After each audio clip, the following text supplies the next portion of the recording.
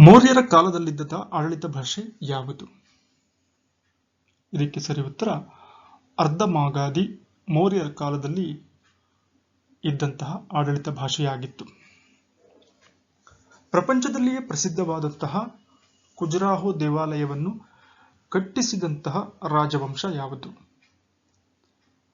ಇದಕ್ಕೆ ಸರಿ ಉತ್ತರ ಚಾಂದೇಲರು ಅನ್ನುವಂತಹ ರಾಜವಂಶ ಖಜುರಾಹೋನಲ್ಲಿ ದೇವಾಲಯವನ್ನ ನಿರ್ಮಾಣ ಮಾಡ್ತಾರೆ.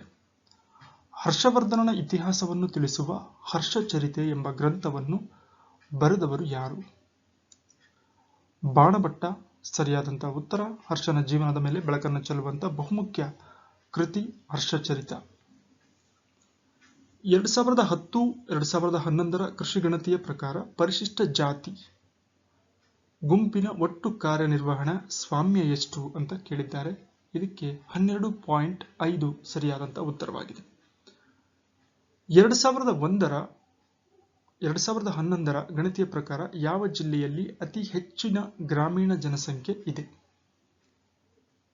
ಇದಕ್ಕೆ ಸರಿಯಾದ ಉತ್ತರ ಕೊಡಗು. 2011ರ ಗಣತಿಯ ಪ್ರಕಾರ ಅತಿ ಹೆಚ್ಚಿನ ಗ್ರಾಮೀಣ ಜನಸಂಖ್ಯೆಯನ್ನು ಹೊಂದಿರುವಂತಹ ಜಿಲ್ಲೆಯಾಗಿದೆ.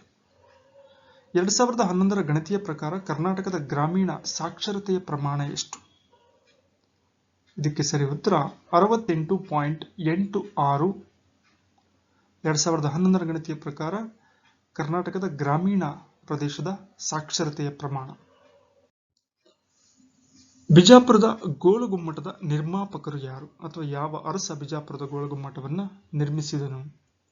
ಮೊಹಮ್ಮದ್ ಆದಿಲ್ ಶಾ ಸರಿಯಾದಂತಹ ಉತ್ತರವಾಗಿದೆ.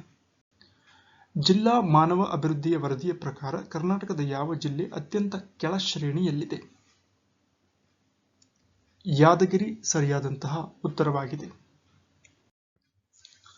ಸಾಮಾಜಿಕ ಬದಲಾವಣೆ ವಿವರಿಸಲು ಬಳಕೆಯಾಗುವ ಪದ ಯಾವುದು ಅಂತ ಕೇಳಿದ್ದಾರೆ. ಸಾಮಾಜಿಕ ಬದಲಾವಣೆ ಅಂತೇಳಿದ್ರೆ ಆಧುನೀಕರಣ ಎನ್ನುವಂತಹ ಪದವನ್ನ ಬಳಕೆ ಮಾಡ್ತಾರೆ.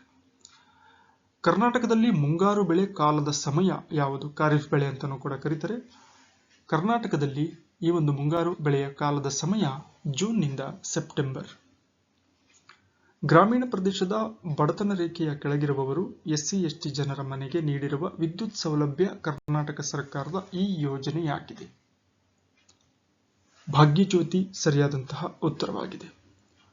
ಮನೋರಂಜನಾ ತೆರಿಗೆಯನ್ನು ವಿಧಿಸುವುದು ಯಾರು? ರಾಜ್ಯ ಸರ್ಕಾರನ, ಕೇಂದ್ರ ಸರ್ಕಾರನ, ಇಬ್ಬರುನ ಅಥವಾ ಯಾರು ಅಲ್ವಾ? ಇದಕ್ಕೆ ಸರಿ ಉತ್ತರ ಎಂಟರ್ಟೈನ್ಮೆಂಟ್ ಟ್ಯಾಕ್ಸ್ ಅನ್ನ ರಾಜ್ಯ ಸರ್ಕಾರ ವಿಧಿಸುತ್ತದೆ. ಕರ್ನಾಟಕ ರಾಜ್ಯದ 6ನೇ ವೇತನ ಆಯೋಗದ ಅಧ್ಯಕ್ಷರು ಯಾರು? ಈ ಹಿಂದೆ 2018ರಲ್ಲಿ 6ನೇ ವೇತನ ಆಯೋಗ ರಚನೆಯಾಗಿತ್ತು. ಆಗ ಅದರ ಮುಖ್ಯಸ್ಥರು ಅಥವಾ ಅಧ್ಯಕ್ಷರು MR ಶ್ರೀನಿವಾಸ ಮೂರ್ತಿ. ಪ್ರಸ್ತುತ 7ನೇ ವೇತನ ಆಯೋಗವನ್ನು ರಚನೆ ಮಾಡಿದ್ದಾರೆ. ಅದರ ಒಂದು ಅಧ್ಯಕ್ಷರು ಬಂದು ಸುಧಾಕರ್ ರಾವ್. ಕೃಷ್ಣಾ ಮೇಲ್ದಂಡೆ ಯೋಜನೆಯು ಈ ಜಿಲ್ಲೆಗಳಿಗೆ ನೀರು ಒದಗಿಸುತ್ತದೆ. ಅಪ್ಪರ್ ಕೃಷ್ಣಾ ಪ್ರಾಜೆಕ್ಟ್ ಅಂತ ಕರಿತೀವಿ. ಇದು ಬಿಜಾಪುರ, ಗುಲ್ಬರ್ಗಾ ಮತ್ತು ರಾಯಚೂರು ಜಿಲ್ಲೆಗಳಿಗೆ ನೀರನ್ನು ಒದಗಿಸುತ್ತದೆ. ನಗರ ಪ್ರದೇಶಕ್ಕಿಂತ ಗ್ರಾಮೀಣ ಪ್ರದೇಶದಲ್ಲಿ ಹೆಚ್ಚು ಕ್ಯಾಲರಿ ಬೇಕಾಗುತ್ತದೆ. ಪ್ರಜೆಗಳಿಗೆ ಹೆಚ್ಚು ಕ್ಯಾಲರಿ ಬೇಕಾಗುತ್ತೆ ಗ್ರಾಮೀಣ ಪ್ರದೇಶದಲ್ಲಿ ವಾಸ ಮಾಡುವಂತ ಜನರಿಗೆ. ಇದಕ್ಕೆ ಕಾರಣ ಏನು ಅಂತ ಹೇಳಿದ್ರೆ ಗ್ರಾಮೀಣ ಜನರು ಹೆಚ್ಚು ದೈಹಿಕ ಕೆಲಸವನ್ನ ಮಾಡುತ್ತಿರುತ್ತಾರೆ. ಸುವರ್ಣ ಕ್ರಾಂತಿ ಅವಧಿಯಲ್ಲಿ ಅತ್ಯಧಿಕ ಉತ್ಪಾದಕತೆ ಇತ್ತು. ಗೋಲ್ಡನ್ ರೆವಲ್ಯೂಷನ್ ಅಂತ ಕರಿತೀವಿ. ಇದು ತೋಟಗಾರಿಕೆಯಲ್ಲಿ ಮಾಡಲಾದಂತಹ ಕ್ರಾಂತಿಯನ್ನು ಸುವರ್ಣ ಕ್ರಾಂತಿ ಎಂಬ ಹೆಸರಿನಿಂದ ಕರೆಯಲಾಗುತ್ತೆ. ಮಹಿಳಾ ಸಮೃದ್ಧಿ ಯೋಜನೆಯ ಧ್ಯೇಯ ಗ್ರಾಮೀಣ ಮಹಿಳೆಯರನ್ನ ಸ್ವಉದ್ಯೋಗ ಅವಲಂಬಿಗಳನ್ನಾಗಿ ಮಾಡುವಂತಹ ಯೋಜನೆ ಮಹಿಳಾ ಸಮೃದ್ಧಿ ಯೋಜನೆಯಾಗಿತ್ತು. ಪ್ರಥಮಾಕ್ಷರ ಪದ ಮೋಡೆಮ್ನ ವಿಸ್ತಾರ.